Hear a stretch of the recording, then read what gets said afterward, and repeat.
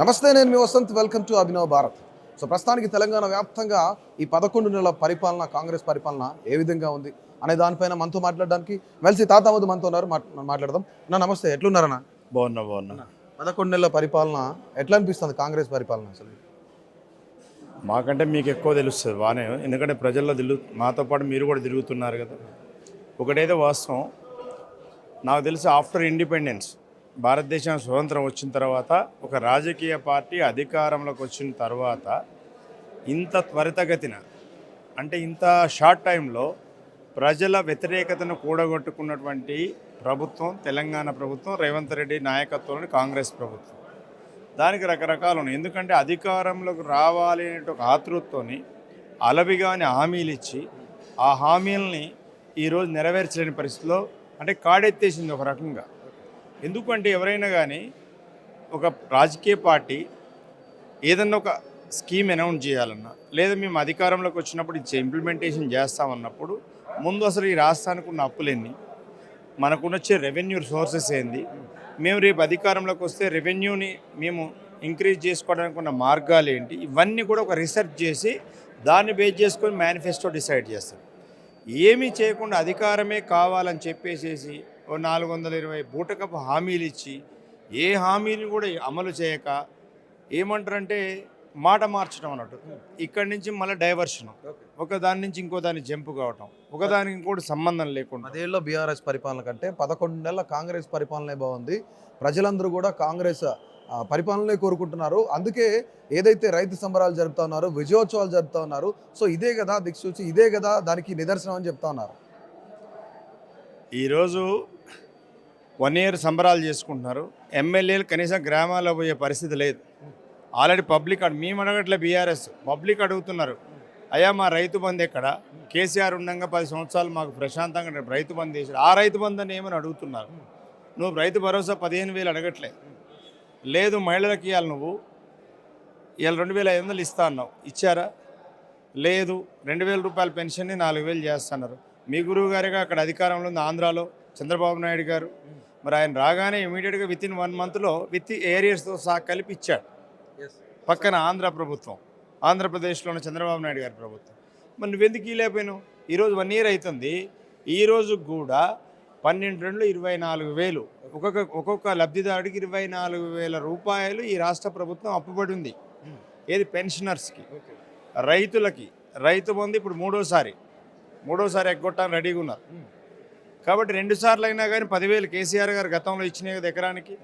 అంటే ఎకరానికి 10,000 రూపాయలు అప్పుబడి కదా. ఈరోజు వ్యవసాయ శాఖ మంత్రి చెప్తా ఉన్నారు, దాని రైతు భరోసా కన్నా, రైతు బంధు కన్నా ప్రజలకి 500 రూపాయలు బోనసే మంచిది అనిపిస్తే, వాళ్ళకి ఏది అనిపిస్తే, వాళ్ళకి ఏది ఇష్టం అయితే అదే చేస్తామని చెప్తా ఉన్నారు. సో ఏం చెప్తారు దీనికి? అంటే రైతు బంధు తుమ్మల నాగేశ్వరరావు గారు అంటే నాకు గౌరవం ఉంది, కానీ తుమ్మల నాగేశ్వర మాటలు చూస్తే నాకు నవ్వాలో ఏడవాలో అర్థం కావట్లేదు. ఎందుకంటే ఆయనేమో గతంలో చెప్పాడు, ఏమైనా ఆయన డిసెంబర్ 9 అంటే ఈయన జూన్ అన్నాడు. ఎవరు? రుణమాఫీ మళ్ళీ డిసెంబర్ వచ్చింది. డిసెంబర్ 9 నుంచి మళ్ళీ డిసెంబర్ 9 వచ్చింది. 1 ఇయర్ అయిపోయింది.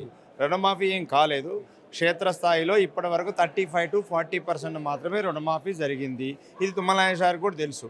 మొన్న ఆయన ఏమంటాడు, ప్రైవేట్ టాక్స్లో మా బట్టి గారు డబ్బులు ఇవ్వాలి కదా, నేను డబ్బులు ఇవ్వాలంటే అంటాడు. అంటే డబ్బులు లేవనే విషయం ఆయన చెప్తున్నాడు.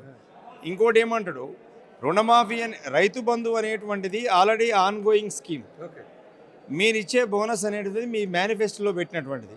ఎవరు అడిగారు నిన్ను? అడిగి ఎవరికి ఇస్తున్నారు అసలు బోనస్? మీరు క్షేత్రస్థాయికి రమ్మనండి మాతో పాటు. ఎంతమంది రైతులకు ఇచ్చారో తేలుద్దాం. 10 ఏళ్లలో కేసీఆర్ చేయలేని రుణమాఫీని ఏడాదిలోపే మేము చేస్తున్నాం. సంక్రాంతికి సిద్ధంగా ఉన్నాం. ప్రతి రైతుకు 2 లక్షల రూపాయలు, అంటే దాదాపుగా 20,000 కోట్ల పైగానే రుణమాఫీ చేస్తున్నామని చెప్తున్నారు. ఇవన్నీ పిట్టల రాముడి మాటలు లాగున్నాయి. వాళ్ళన్నీ ఇవన్నీ ఏమంటారంటే ప్రతి నెల ఏదో ఒకటి అనౌన్స్ చేస్తాం, ఏది ఇంప్లిమెంటేషన్ లేదు. రుణమాఫీ అనేది యాజ్ ఆఫ్ టుడే 40% కంటే ఎక్కువ కాలేదు. అరౌండ్ 35 to 36% అయింది. గ్రామాలు మేము అనేక ప్రాంతాల గ్రామాలు తిరిగాం. రైతులు ప్రత్యక్షంగా చెప్తున్నారు. ఎమ్మెల్యేలు కూడా డైరెక్ట్ మీటింగ్లో అడుగుతున్నారు. రైతులు, అయ్యా ఎప్పుడు వేస్తావయ్యా, నువ్వు నిన్ను గెలిపించాను. ఆన్సర్ లేదు. మొన్న ఒక ఆవిడ లేచి అడిగింది, ఏ కేసీఆర్ ఉన్నప్పుడు మాకు 1,00,000 రూపాయలు మాకు కళ్యాణ లక్ష్మి షాదీ వరకు వచ్చేది, మరి తులం బంగారం అన్నారు, తులం బంగారం ఎడిపోయింది, ఎందుకు ఇవ్వట్లేదని అడిగితే, అరే ఓపిక పట్లేవా అంటున్నారు, పక్కకు నెట్టేస్తున్నామని. అంటే ప్రతి నెల ఏదో ఒకటి కొత్త అనౌన్స్మెంట్ చేస్తూ ఉన్నారు. విజయోత్సవాలను, రైతు సంబరాలను, లేదంటే మరికొద్ది రోజుల్లో 1 ఇయర్ ఏదైతే సెలబ్రేషన్స్ అనో ఒక్కొక్కటి ప్రజలు ఏది అడుగుతున్నా సరే పక్కన పెట్టేస్తున్నారు. ఎట్లా చూడొచ్చు ఇదంతా? నేను ఒకటి మిమ్మల్ని అడుగుతాను, అసలు ఈ రాష్ట్రంలో రాష్ట్ర ప్రభుత్వం అనేది ఉందా? ఒక కోఆర్డినేషన్ ఉందా? మినిస్టర్స్ మధ్య కోఆర్డినేషన్ ఉందా? చీఫ్ మినిస్టర్ ఏంది? ఒక చీఫ్ మినిస్టర్ అనేవాడు మినిస్టర్స్తో కోఆర్డినేట్ చేసుకుని పరిపాలన. వీళ్ళకి ఒక విజన్ లేదు, ఈ రాష్ట్ర ప్రభుత్వానికి ఒక విజన్ లేదు. ఏం చేయాలి? బీఆర్ఎస్ ప్రభుత్వం గతంలో ఈ స్కీమ్లు ఇంప్లిమెంట్ చేసింది, మేము ఈ యొక్క హామీలు ఇచ్చాము, ఈ అష్యూరెన్సెస్తో మేము గవర్నమెంట్కి వచ్చాము, వీటి ఇంప్లిమెంట్ చేయాలి అంటే మాకున్నటువంటి రిసోర్సెస్ ఏంటి, మాకు ఇన్కమ్ ఎంత వస్తుంది, ఎవరికి ఆలోచన లేదండి. మొత్తం దుకాణాలు ఓపెన్ చేశారు, పబ్లిక్గా అందరూ మంత్రులు దుకాణాలు ఓపెన్ చేశారు. మళ్ళీ మేము గవర్నమెంట్ రాదు కాబట్టి ఉన్న దాంట్లో దీపం ఉండగానే ఇల్లు చక్కబెట్టుకోవాలనే ఉద్దేశంతో ఎక్కడికక్కడ దోపిడీకి మొదలుపెట్టారు. మీ జిల్లా వ్యాప్తంగా అంటే మీరు ఇప్పుడు జిల్లా బాధ్యతలు తీసుకున్నారు, క్షేత్రస్థాయికి వెళ్తున్నారు కాబట్టి క్వశ్చన్ అడుగుతున్నాను. మీ జిల్లా వ్యాప్తంగా కాంగ్రెస్ పార్టీ క్లీన్ స్వీప్ చేసింది గత ఎన్నికల్లో. సో ఇప్పుడు అంటే కేవలం 11.5 నెలల్లోనే అంటే ఇక సంవత్సరం అయిపోతుంది. సో ఎట్లుంది పరిస్థితి? అసలు పబ్లిక్ ఏం చెప్తున్నారు? అంటే మీరు వెళ్తున్నారు కాబట్టి, ప్రతి ఊరు వెళ్తున్నారు కాబట్టి అడుగుతున్నాను. మేము అడిగే క్వశ్చన్సే కాదు, పబ్లిక్ అడిగేటువంటి క్వశ్చన్స్ కూడా కాంగ్రెస్ పార్టీ నాయకుల దగ్గర సమాధానం లేదు. గతంలో కనీసం మేము ఒక ప్రెస్ మీట్ పెడితే కౌంటర్ ఇచ్చే పరిస్థితిలో కాంగ్రెస్ పార్టీ ఉండేది. ఈరోజు ఎవరికి వాళ్ళు పక్క తప్పుకుని వెళ్ళిపోతున్నారు. ఎందుకు అని అంటే వాళ్ళు ఏం చేయలేదు కాబట్టి ఇప్పుడు ప్రజల దగ్గరికి వెళ్ళేటువంటి ధైర్యము దమ్ము వాళ్ళకి లేదు. సో ఏది ఒక్కటి కూడా వాళ్ళు పెట్టినటువంటి 420 హామీలలో ఒక్క బస్సు స్కీమ్ తప్ప, ఆ బస్సు కూడా ఏంటి, ఇప్పుడు బస్సు ట్రిప్పులు తగ్గించారు. లేడీస్ కూడా వాళ్ళకి అయిపోయింది భ్రమ, ఈ బస్సు ఎక్కడం కంటే ఆటోలో పోవటం బెటర్ అనే పరిస్థితికి వచ్చారు. ఎందుకు అంటే బస్ సర్వీసులు కుదించి పడేశారు కొత్తగా. కాబట్టి ఏదీ లేదు. ఇవాళ పత్తి రైతులు కళ్ళమ్మ నీళ్లు పెట్టుకుంటున్నారు. గవర్నమెంటు ఎంఎస్పి ప్రకటిస్తే 7,526 రూపాయలు ప్రకటిస్తే ఖమ్మం మార్కెట్ కానీ, వరంగల్ మార్కెట్ కానీ, పాల్వంచ మార్కెట్ కానీ, ఏనుకూరు ఎక్కడైనా ఎనీ మార్కెట్ తీసుకోండి, ఈ రోజు వరకు 7,000 పైన ఎక్కడ కూడా కొనలేదు. మొన్నటి వరకు 21,000 రూపాయలు ఏసీలో పెట్టుకున్నటువంటి మిర్చి రైతులు ఇలా తలబట్టుకునే పరిస్థితికి వచ్చింది. 16,000 రూపాయలకు వచ్చింది. అంటే లిటరల్గా క్వింటాల్కి 5,000 రూపాయలు లాస్ అవుతున్నారు 1 ఇయర్ దాచుకున్న తర్వాత.